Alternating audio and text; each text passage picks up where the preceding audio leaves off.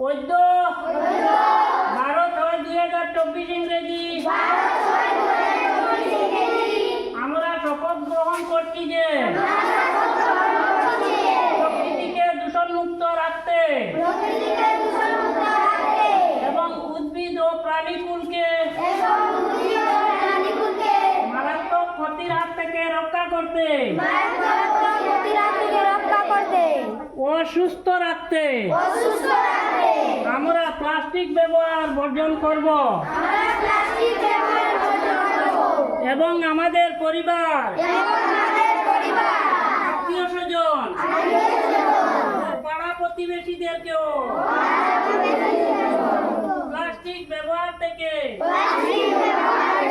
বিরত রাখব এবং আমাদের পরিবেশকে প্লাস্টিক মুক্ত করে তুলব।